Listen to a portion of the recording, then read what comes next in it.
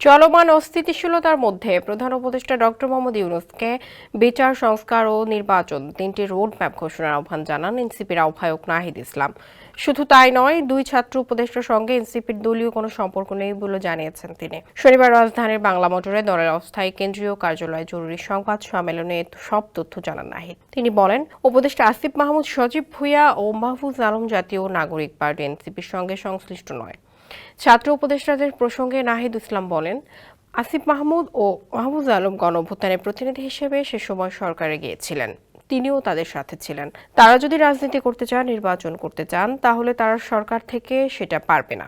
দুজন ছাত্র উপদেষ্টাকে নিয়ে এনসিপির সঙ্গে যেভাবে অপপ্রচার চালানো হচ্ছে, এর তীব্র নিন্দা জানান নাহিদ।